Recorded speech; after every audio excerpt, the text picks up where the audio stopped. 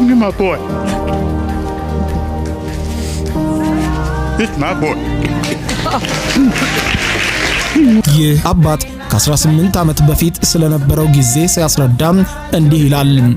በእለቱ ወደ ሕክምና ተቋም የወሰድኳት እኔ ነበርኩ። ስትወልድ በመኪና ወደ ሆስፒታል ወሰድኳት። ልጄን ከፍተው ሲያወጡት በቦታው ላይ ነበርኩ። ስትወልድም ተመልክቻለሁ። ልጄ ነው። ልጄ የውጭውን አየር ተንፍሶ ሲያለቅስ ልጄን አምጡት እኔ አቅፈዋለሁ ብዬ ተቀበልኳቸው። ከልጄ ጋርም ለመጀመሪያ ጊዜ ንግግር ያደረኩበት ቅስፈት የዛኑ ጊዜ ነው። ልጄ እኔ አባትህ ነኝ፣ አባቱ ነኝ። ሁላችሁም በዚህ በፍርድ ቤት ያላችሁ ዳኛዋን ጨምሮ ተረዱኝ። ልጄ ነው። የምወሽበት ምንም ምክንያት የለኝም በማለት ከፊት ለፊቱ ልጁ ቆሞ ከፊት ለፊቱ ዳኛውንና ልጁን አፈራርቆ እድምተኛውንም ዞር ብሎ እየተመለከተ ልጄ ነው በማለት በፍርድ ቤቱ ጮኸ። ከ18 ዓመት በኋላ ልጅህ አይደለም ቢባል ግር ብሎት አባትና ልጅ ልዩ ፍቅር ነበራቸው። ዛሬ ግን ልጅህ አይደለም በመባሉ ከፍርድ ቤት ተዳርሰው እንዲቆሙ አድርጓቸዋል። ይህን ንግግር ሲያደርግ በፍርድ ቤቱ የተሰበሰበው ሕዝብ በጭብጨባ ስሜቱን ቢጋራው እናት ግን ሙሉን ታሪክ ያለው እኔ ጋር ነው በማለት አባትነት እምነት፣ እናትነት ግን እውነት ነው፣ ከሆዴ የወጣው ልጅ የማን እንደሆነ እኔ ያውቃለሁ በማለት ታስረዳለች። ልጁም አሁን ይህ ከፊታችሁ የቆመውና የምትመለከቱት ሰው አባቱ አይደለም፣ ልጁ አባቱ ሌላ ነው። በወቅቱ በቤታችን የሚመላለስ አንድ ሰው ነበረ፣ ልጁን የወለድኩት ከሱ ነው በማለት ለፍርድ ቤቱ ገለጸች። በወቅቱ አቶ ፍሬድሪክ ብሩክስም እንደሚያውቀው ቤታችን የሚመላለስ አንድ ሰው ነበረ የምትለው እናት ይህም የልጁ ትክክለኛ አባት እሱ እንደነበርና ለፍርድ ቤቱ እንዲያውቅ የምፈልገው እውነት ከ18 ዓመታት በኋላ ዛሬ የምናገረው እውነት ይሄን ነው። አባትና ልጅ አይደሉም፣ የልጁ አባት ሌላ ነው ስትል እናት ገለጸች። በወቅቱ እንደዚህ አይነት ግንኙነት ውስጥ ሆና እርጉዝ መሆኗን ስትነግረው ጥርጣሬ እንዳልገባው ከፍርድ ቤቱ ለቀረበለት ጥያቄ አቶ ፍሬድሪክ ብሩክስም በፍጹም ጥርጣሬ በውስጥ ያልገባም ነበር፣ እንዲያውም በህይወቴ እንደዚያ ቀን ደስተኛ ሆኜ አላውቅም፣ ምርጥ አባት ሆናለሁ ብዬ ቃል ገብቼ ነበር በማለት ለ17 ዓመታት ጠብቆ ያቆየውን ከልጁ ጋር የተነሳውን ፎቶ ለዳኛው አቀበላት። ነገሩ ቀላል ነበር። በፍቅረኝነት እንደነበሩ አረገዘች። ከዚያም ተጋቡ፣ ወለዱ።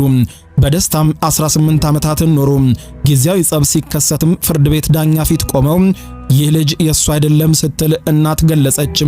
አባት ልቡ ተሰብሯል። አሁንም ግን ፈጽሞ ውስጡ ይህ ከፊቱ የቆመው ታዳጊ የሱ ልጅ እንጂ ፈጽሞ የሌላ ልጅ እንዳልሆነ ውስጡ አምኗል።